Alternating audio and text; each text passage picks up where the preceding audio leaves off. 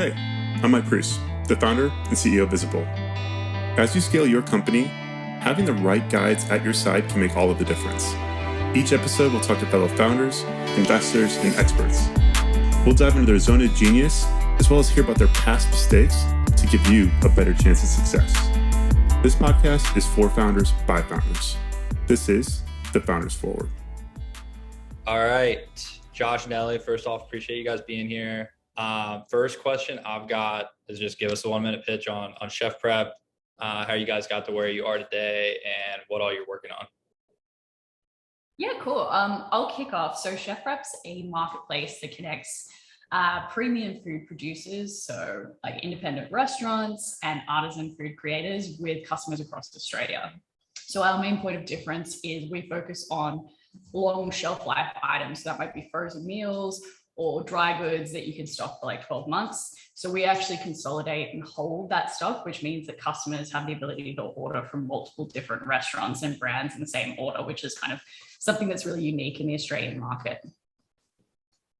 Nice. How? Sorry, I was just gonna ask, how'd you figure out starting the business? Like, what was the main pain point for you all? How'd you just get over the inception point? So, yeah, I think for us to get started, what we followed the advice that we generally try to give other people, which is do the lowest fidelity, fastest test that you can to validate the underlying assumptions. So I think to Ellie's point, we kind of had a core thesis around the business. And then there was different, variables in that we had to validate that supported it. So for us, it was, would restaurant partners want to come on the platform? And secondly, would customers want to buy it? We knew that there was no technical risk. It was execution risk and market risk. So we wanted to take market risk out of it by effectively validating the need for customers and partners. For partners, we just did cold sales and signed up half a dozen before we launched with just a website, a landing page, no actual product. And then on the consumer side, we did a cheap and nasty landing page, which discussed the service with stock images and then got people onto a waiting list. And we then had thousands of people signed up for a waiting list, which then really helped us out of the gates at launch because we had a group of followers who were keen to work with the brand and launch with the brand.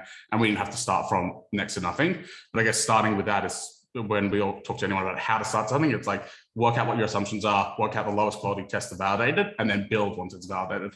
Yeah. I think that's interesting. That kind of leads into the next question we had, which is about getting over the cold start problem. So you all went to the supply side first. You want to talk a little bit more just about getting over the cold start problem, getting them to say yes before you necessarily had a product or a demand side for that? Yeah. I think that, there's always going to be, if you've got two sides of it for, us for a marketplace, you've kind of got to pick your battles because trying to do the chicken and egg problem is difficult about which part to go after first. So we knew that consumers wouldn't go based on just a concept. They needed to see something more tangible. So that's why we focus on, to your point, the supply side first. And what we did was we actually spent a fair amount of time doing research and interviews with the partners to understand what their needs were so that the offering was so compelling that they were keen to give it a go, even though there was low amounts of information, not really a demo, nothing really there. It was just we designed it around their needs. So they were happy to sign up. And that was really focused on empathizing with the customer's needs. And then off the back of that then allowed us to generate consumer demand because we were able to point to, here's a bunch of restaurants doing this thing with us. Would you like to sign up? Yeah. Which of those sides do you think was harder to attract on, the supplier demand side? Yeah, so that's a really good question. I think it was probably harder to attract the supply side just because it was a completely new concept. And the way that we pitched it sort of shifted over time because what we came to realize is originally when we started with the concept, we were thinking more of the lines of a fresh food sort of delivery platform. So, delivering meals the following day. And what we quickly realized after doing a lot of research, a lot of discussions with our initial partners was that the long shelf life model actually was a much better model for the restaurant partners because they could batch the meals for our service at times that were convenient for them. So it effectively gave them the opportunity to utilize underutilized assets. So unlike a lot of other food delivery platforms, it wasn't eating into, their busiest hours and their focus on, restaurant dining experiences. So that took a lot more time to come to that realization. And I think it's always a really difficult thing when you've got a marketplace and you're trying to attract the supply side when you're, just a concept and you've got limited, tech to show them, and not a lot of clout in the industry. But I think, we just kind of worked really hard on building all those relationships and showing that we were building the platform in conjunction with their advice and their insights. And yeah, that's kind of how we did it. Yeah, I think it's really interesting. Marketplace in general interests me a lot. I'm going off script a little bit with the questions here, but I'm curious, what key metrics are you all tracking in terms of do you have a North Star metric for marketplace efficiency? Or are there just a handful of metrics that matter most to you all that you're measuring and monitoring? Curious to get your take on that. Yeah, I think one thing that we've done and put a lot of effort into, which was a big lift, is really having all the data fed into a central source. And that's collecting all the various data from customer data to collection data from restaurant partners, etc. And having that feed into a centralized database so that we could then always have a pulse on the metrics that matter. And the way we actually do it is we have a weekly health metrics meeting, which is tied to monthly strategy adjustments and quarterly OKR adjustments as well. But really those key metrics of what we look at each week and take all our product and strategic initiatives based on the quality of those metrics. And they're bucketed broadly into what we would call unit economics health, which is what we're looking at is yes, it's very good for us to be able to generate revenue, but is the underlying core business profitable? And we look at things like AOV, our take rate, and then the cost of fulfilling that revenue as well. And then on the other side, which is a function of consumer demand, it's really about growth and maximizing GMV, and that's kind of a North Star metric. But then because we're also a marketplace operations business, and we do have a lot of physical infrastructure that we've invested in as well, we also look on efficiency. So how efficiently can we turn over the inventory? What's the breakage? What's the waste? We are fully on consignment, but for us, the more that we maximize the throughput of the warehouse, the more profitable we become. So even though we don't have the inventory risk, our incentive is to maximize the output of that. So we track efficiency on that. Yeah, that totally makes sense. It's interesting. Yeah, I mean, I think in terms of hierarchy of difficulty, marketplaces, I would say are ranked at the top of that. So I'm just interested in how marketplace founders are thinking about getting over these problems or tracking efficiency. I think it's always interesting to hear your take. All right, switching gears a little bit. It's fun. Oh, sorry, go ahead. Just on that point, because I was thinking about it today, because previously I had worked in more pure software businesses. And I think everyone kind of always looks at the grass is greener on the other side, where some of our friends who are pure SaaS go so much more. We're doing, so much fun. Items, you're crazy. Yeah, the other side. So it's it's a nightmare when you're dealing with atoms and not just bits. But on the other side, I think it's people always look at the other side and go, it's so much easier, it's so much better. So I think it's marketplaces are hard, but all businesses are hard. Yeah, I mean, pure SaaS, we just got to keep one set of customers happy. You guys got to double that. You got to keep both sides happy.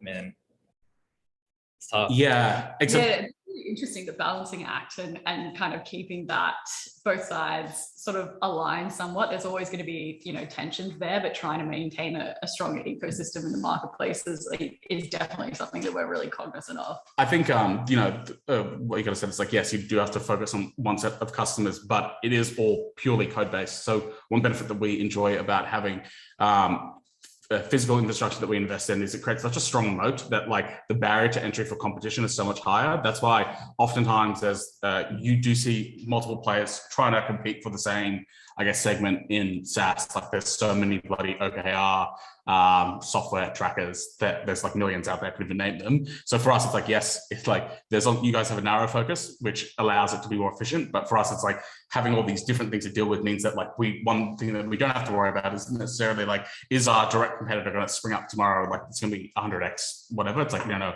we kind of own the space and control the space and just need to focus on growth. Yeah, totally. Yeah, it's just longer trough, just getting everything to a sustainable position. But then once you're there, less to worry about. Yeah, exactly. All right, switching gears a little bit, but you all have been at this a while, obviously have a lot of knowledge stored up. What would be your one piece of advice for anybody starting a company today? As I said, I think like 99% of it is just doing something. Like the amount of times that, because, you know, I've founded multiple companies now, when people come to me for advice about a startup, I go, just do anything. Like, it doesn't actually matter, like, the effectiveness of doing something. Taking the first step on the journey is the most important, because eventually you'll bumble your way through it. So just have a crack and do anything. It doesn't need to be good, doesn't need to do anything. As long as you're working at the problem, eventually you'll make progress. So the most important thing is about actually doing something. And that could be talking to customers, that could be prototyping, but just going out and doing something and not just talking about it and pontificating about it in your room by yourself. Totally. Yeah. A lot of talking. Yeah, a lot of talking. A lot of talking. There's not a lot of people. So. Yeah, no, once you've established a business, I think one of the big learnings for us was amalgamating that data. Like, we really put a lot of effort into making sure that everyone was tracking the right data and it was pulling through the right data set. And that has, you know, really made us much more focused and efficient in the way that we operate. And we can actually, like, you know, quite accurately track what's going well and what's going wrong, and, you know, where it's going wrong, adjust to you know, change tact based on that data, or double down if it is going well. So I think that's been a huge, you know, kind of leap forward in the way that we've operated in business. And it took a lot of concerted effort and a lot of pulling together, you know, everyone from different departments to come together and really, like, focus in on that project. But that's, I think, really been like a bit of a game changer for our business. Yeah, and I think it sounds something that, like, it sounds so simple, but it's actually, to do it properly, is extremely hard. And the benefit is that you end up with, without having that centralized, like, on the pulse data source, you're trying to navigate without a map. So once you have the map, it's, like, way easier to know how to change course and change directions. But when you're flying blind, it's just crazy. And the amount of startups that we know that just don't do it because it's not a priority, of building that cool new feature. It's like, no, that should prioritize all your product development and roadmap. That, like, where's that data coming in from? What small change, if each of you could narrow down, like, one small change you made in the last year, what is that change that's made a biggest difference in your life? Yeah, so for me personally, just, it's probably work related, so it's not super exciting, but putting in place, like, a really rigorous getting things done framework at work has helped exponentially. Because I think, like, I was always, I mean, I'm a lawyer by trade, so I kind of had that, like, plan out your work, prioritize, organize things, like, that was sort of ingrained. But you just, like, I found, you know, working in a startup, like, you just become so reactive because there's so many fires to put out on a daily basis. So having a framework which, you know, kind of gets you to focus on the right things and makes you, you know, really think about your calendar, really think about the way you're spending your time and doing energy audits and things like that. That's, you know, really made me a lot more efficient, a lot more focused in what I do. Yeah, I think, like, you know, we've been fortunate that we've got great investors behind us. So that, like, a constraint isn't around capital at this stage, but the biggest constraint in our day is time. Everyone only has 24 hours. So to make everything far more efficient, you know, with that getting things done framework, or all the different frameworks that you can put in place to what we kind of call internally, like, our company OS, like the company's operating system, making everyone far more efficient. People across the team feel so much better because they feel like they get a lot of progress. But also the other thing as well is that it allows the team to be more flexible and be like, oh, I can actually work normal decent hours and get, like, so much more done because of the frameworks are in place to make me efficient. And I'm not getting bogged down with, like, the 30th internal meeting about, like, something to discuss it and why am I in this meeting or whatever it is. It's like efficiency, give people time and maximize the time, because it's the only resource we have that's finite. Yeah, that's at Visible, like, we've made that one of our core themes, just, like, having good documentation as part of our company DNA. Because, yeah, I mean, as you start scaling, you start hiring more people, like, you want to reduce that time for them to be effective as much as possible. Like, you want to speed up that onboarding curve. And I think without documenting stuff and putting stuff in the right way to just set them up for success is impossible. So yeah, resonate with that a lot. Yeah, it's that I always butcher his name, Matt Morkai, the CEO coach who did, like, Twitch and Bolt and a number of the large, really successful companies. I know he did Sam Altman as well. He's like, if you say anything more than once, write it down and put it in the wiki, because that means someone else is going to ask it. At the time we're saving, but just good things. so documented. The knowledge is here. People don't have to ask. It's like, oh, so efficient. Yeah, couldn't agree more. Last question I've got for you. If you had one ask for our listeners, what would it be? I think what we're gearing up for is looking to expand and launch into international markets. The focus of the business has always been being a global company, and we're just using this market to validate and build some of the core technologies. So really, we want to focus on finding the right partners to help us scale and launch in possibly the US. So that could be from, employees. We're actively hiring, a huge amount of roles with like doubling the team pretty regularly. It could be, customers in terms of consumers, but also business partners, or even like capital expansion for us to fund that growth into new markets as well. Yeah. Who would be ideal capital partner in the US or other markets that you're targeting? Like, what would their persona look like? So I think I just want to call out, we've got a ton of really good angel investors who are strategic and who have done things in the space before, but I won't go into it too much. We've got great investors in Artesian, who's one of Australia's largest venture capital funds, and Global Founders Capital, who are also one of the bigger funds globally. I think for us, in terms of the profile of the fund, really what we look at is like, how deep is the expertise and domain knowledge in the area that we have. Ellie and I have been fortunate enough to speak to people in different areas, and the delta between people who have gone through it before versus people who are just exposed to it the first time is night and day. So people that really have a deep understanding of food tech and marketplaces is extremely valuable to us. And then also people that have just had that kind of, Uber, Airbnb type, or any of the fast delivery companies, which is rapid market expansion. Like, how do you get boots on the ground as quickly as possible? And those are kind of the two profiles of investors with that domain expertise we look for, because they can help us in the journey by accelerating learnings. Yeah, totally. I think it all makes a ton of sense. I think we definitely have some listeners that match some of those, hopefully all of them, but we'll make sure to try to plug it. Well, cool. That wraps it up for us. Any last questions for me, or like anything else I can help with? Like, I think what you guys are building is super interesting. I'd love to stay in touch, or just like generally be as helpful as I can. But yeah, anything else I can help with while we're still on the line? No, I don't think so at this stage. Just let us know what else you want us to do. We'll promote things on our channels as well. So just let us know. Just let us know. But no, thanks for having us as well. Yeah, thank you. Yeah, 100%. Appreciate you guys saying yes to my cold email. I will clean this up just so you have a chance to review the audio. I'll remove any like awkward word gaps or anything. And then before we go live, we'll ping you just so you're aware of it. And then, yeah, if you're open to it, would love if you could share it on your channels as well. Yeah, we'll definitely do that. The last podcast we went on, we gave it a bit of a plug, and it went nuts. Pretty crazy. So hopefully we can give it a good push. Yeah.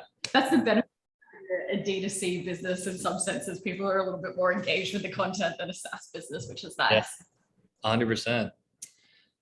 Well, cool. This has been awesome. I appreciate you guys saying yes again. And yeah, just look out for an email from me. Cool. Awesome. Thanks so much, Clay. It was lovely to meet you.